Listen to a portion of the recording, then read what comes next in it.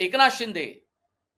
यांची भूमिका पुरेशी स्पष्ट होत नाही आणि त्यांनी भलेही 132 आणि 5 हे भाजपकडे आमदार जरी असले अपक्षांची साथ मिळून आणि राष्ट्रवादीची 41 178 एकूण संख्या होते आणि भरभक्कम अशी मेजॉरिटी त्यांच्याकडे आहे 145च्या पार पलीकडे गेल्या तरी सुद्धा एकनाथ शिंदे यांची बार्गेनिंग पॉवर ही फार नसणार असं आपण यापूर्वी म्हणत होतो कारण चित्रच तसं पुरेसं स्पष्ट होतं आकडे पुरेसे स्पष्ट होते पण यावेळी मात्र आपल्याला तसं म्हणता येणार नाही जी भूमिका एकनाथ शिंदे यांनी ठामपणे घेतलेली आहे त्यावरून असं स्पष्ट दिसतं की मुख्यमंत्रीपद मिळणार नाही ओके मग मला गृहमंत्रालय पाहिजे आणि गृहमंत्रीपद जर मिळणार नसेल तर नेमकी भूमिका त्यांची काय असेल यावर सगळं गणित अवलंबून आहे नगर नियोजन मंत्रालय त्यांना मिळणार आहे हे यापूर्वी म्हटलं जात होतं अर्थ खातं हे अजित पवारांना मिळेल गृह विभाग हा फडणवीसांना भाजपला असेल पण त्या पलीकडे सुद्धा काही महत्वाचे पोर्टफोलिओ महाराष्ट्रामध्ये आहे आणि ते ज्या पक्षाकडे हे पोर्टफोलिओ असतात खाती असतात तो पक्ष किती ताकदवान असतो मजबूत असतो हे आपण राष्ट्रवादी काँग्रेस पक्ष आणि काँग्रेसच्या मोठ्या युतीमध्ये आपण पाहिलंय विलासरावांच्या काळामध्ये देशमुखांच्या काळामध्ये त्यांना तर नंबर जास्त असून सुद्धा मुख्यमंत्रीपद हे दिलं गेलं आणि बदल्यात चांगली खाती मात्र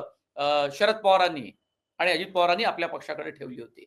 त्यामुळे वाटतं तितकं सोपं नाही मग पुन्हा आपण एक गोष्ट आणखी लक्षात घेऊया की या बैठका वारंवार रद्द होत आहेत त्याची कारण नेमकी काय आहे का होत नाही शपथविधीची 5 डिसेंबरची तारीख घोषित करून जनतेमध्ये जे काही संभ्रमाचं वातावरण निर्माण झालं होतं ते दूर करण्याचा प्रयत्न भाजपनंच केलेला आहे 5 डिसेंबरची तारीख ही भाजपनं आणि राष्ट्रवादीच्या नेत्यांनी सांगितलेली आहे अजूनही शिवसेनेनं अजिबात ही तारीख सांगितलेली नाही कुठेही संभ्रम निर्माण होऊ नये अटीतटीची लढाई होऊ नये गुंतागुंता आणखी वाढू नये म्हणून आणि म्हणूनच ही शपथविधीची तारीख तर ठरवली पण राज्याचे मुख्यमंत्री देवेंद्र फडणवीस असेल हे निश्चित झाल्यानंतर पण त्याची अधिकृत घोषणा सुद्धा अजूनपर्यंत केली गेलेली नाही जो व्हायरल झालेला फोटो होता त्यात अमित शहानी फडणवीसांना पुष्पगुच्छ जरूर दिलं आणि भाजपकडे महाराष्ट्रामध्ये अत्यंत कॉम्पिटिटिव्ह स्पर्धेत राहणारा विजन असणारा एकमेव नेता हा केवळ आणि केवळ देवेंद्र फडणवीस आहे एकनाथ शिंदेच्या पक्षात शिंदे यांचं नेतृत्व आणि अजित पवारांच्या पक्षात अजित पवार यांचं नेतृत्व महत्वाचं मानलं जातं मग असं असताना महायुतीच्या बैठका वारंवार का लांबतायत त्याची नेमकी काय कारण आहेत एक मुद्दा हा विधिमंडळ गटाची जी भाजपची बैठक तरी किमान आज व्हायला पाहिजे होती तीही अजिबात होत नाहीये तीही 4 डिसेंबरला शपथविधीच्या एक दिवस आधी होते नवी दिल्लीमध्ये सुद्धा एक अत्यंत महत्वाची बैठक होती ती सुद्धा बैठक होत नाहीये एक बैठक नवी दिल्लीमध्ये अमित शहा यांच्या निवासस्थानी झाली होती म्हणजे नवी दिल्लीत झाली होती आणि या बैठकीत अजित पवार देवेंद्र फडणवीस आणि एकनाथ शिंदे या बैठकीला होतेच त्यानंतरचा हा अत्यंत व्हायरल झालेला फोटो आपण स्क्रीनवर पाहतोय पण एकनाथ शिंदे अमित शहाच्या नेतृत्वाला मोदीच्या नेतृत्वाला मानत असेल आणि त्यांचा शब्द त्यांच्यासाठी प्रमाण जरी राहत असेल तरी आज घडीला त्यांचा चेहरा पडलेला आहे कारण त्यांच्या मागण्या मंजूर होत नाहीये किंवा त्यांच्या मनासारखं महायुतीमध्ये अजिबात घडत नाहीये आणि म्हणून महायुतीच्या बैठका भाजपच्या विधिमंडळ गटाची बैठक सुद्धा लांबलेली आहे आणि आता भाजपकडून 2 महत्वाचे निरीक्षक विजय रुपाणी आणि निर्मला सीतारामन केंद्रीय अर्थमंत्री हे 2 भाजपचे निरीक्षक विधिमंडळ गटाच्या बैठकीसाठी मुंबईमध्ये येत आहेत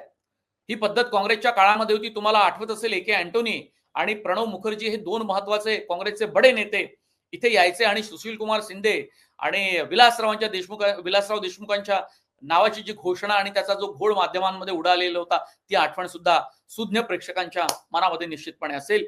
कारण निरीक्षक किती महत्वाचे असतात आणि मग निरीक्षक कशा पद्धतीने रिपोर्ट हायकमांडला पाठवतात पूर्वी काँग्रेसकडे हायकमांड असायचे आता तर ते भाजपमध्ये सुद्धा हायकमांड आणि प्रत्येक गोष्टीसाठी त्यांना नवी दिल्लीमध्ये जावं लागतं मोदी आणि अमित शहा यांना भेटायला हे भाजपचे नेते पदाधिकारी सुद्धा नाकारणार नाही राजकारणात अशा पद्धतीचं एक चक्र राजकीय चक्र फिरत असतं आणि ते प्रत्येक पक्षाला कसं लागू असतं त्याचं हे उत्तम उदाहरण आहे आता अजित पवार एकटेच नवी दिल्लीला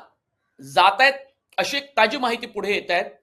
आणि ठाण्यामध्ये असणार आराम करत एकनाथ शिंदे हे गणित काही समजत नाहीये याचा अर्थ एकनाथ शिंदे यांचा जो काही आपल्या भूमिकेवर कायम राहण्याचा जो प्रयत्न आहे त्याला किती रिस्पॉन्स भाजपकडून मिळतो आणि जर तो मिळाला नाही तर वेगळ्या हालचाली भाजपमध्ये सुरू आहे का अमित शहा वेगळी भूमिका घेण्याच्या काही प्रयत्न आहे का या संदर्भात सुद्धा चर्चा होणं स्वाभाविक आहे. कारण नवी दिल्लीमध्ये अजित पवार एकटे जाण्याचं काही कारण नव्हतं. ज्या खाते वाटपाच्या संदर्भातली जी काही महत्वाची बैठक मुंबईमध्ये होती, ती बैठकच मुळीच देवेंद्र फडणवीस, अजित पवार आणि एकनाथ शिंदे यांच्यात होती. अजित पवार नवी दिल्लीला, ठाण्यामध्ये आराम करतायत एकनाथ शिंदे, आणि त्यांची प्रकृती ही बरी नाही, हे आपल्याला पत्रकार परिषदेवरून आपल्याला परवा दिसतच होतं. मग अशा सगळ्या याच्यामध्ये विधिमंडळ गटाची सुद्धा बैठक लांबली, आणि त्या बैठकीला हजर राहण्यासाठी केंद्रीय निरीक्षक निर्मला सीतारामन आणि विजय रुपाणी येत आहेत. ही एक गोष्ट. भाजपच्या मुंबई मधल्या आमदारांची आणि नेत्यांची आशिष शेलार यांच्या अध्यक्षतेखाली अत्यंत एक महत्वाची बैठक ही मुंबईमध्ये होते आहे. हे सुद्धा अत्यंत महत्वाचं आहे, कारण आशिष शेलार सुद्धा नवी दिल्लीमध्ये अमित शहा यांना भेटायला गेल्याची माहिती होती. बरं, आज जर काही महत्वाचं असेल तर आणखी एक महत्वाची गोष्ट अशी आहे की केंद्रीय मंत्री Amit Shah online video conferencing द्वारे भाजपच्या आमदारांची बैठक घेत आहेत. ही अत्यंत महत्वाची आणि लक्षणीय घडामोड प्रेक्षक हो आजच्या दिवशी घडते. दुसरा अत्यंत महत्वाचा मुद्दा आणखी आहे की भाजपच्या आमदारांचं रिपोर्टिंग कार्ड हे अमित शहा यांनी मागवलेलं आहे, आणि ते घेऊन नवी दिल्लीला काही नेते अमित शहाच्या भेटीला गेल्याची सुद्धा माहिती आहे. यात आमदार त्यांचं आपल्या कॉन्स्टिट्युन्सी मधलं मतदारसंघातलं काम, भाजपचे मंत्री, ज्या मंत्र्यांनी या गेल्या 2.5 वर्षात आणि पूर्वी जर काही असेल तर तेव्हा तर रिपोर्ट मागवले जायचे, पण या 2.5 वर्षात त्यांनी कसं काम केलं, जनतेशी, पदाधिकाऱ्यांशी, कार्यकर्त्यांशी त्यांचा सुसंवाद कसा होता, त्यांचा परफॉर्मन्स कसा होता, हे सुद्धा अत्यंत महत्वाचं आहे. त्यांनी काय परफॉर्म केलं या 2.5 वर्षाच्या काळामध्ये, या सगळ्या गोष्टींचा लेखाजोखा या आमदारांचं, मंत्र्यांचं कामाचं पोस्टमॉर्टम करणारा एक रिपोर्ट नवी दिल्लीला पोहोचलाय आणि नेते तिथे घेऊन गेलाय.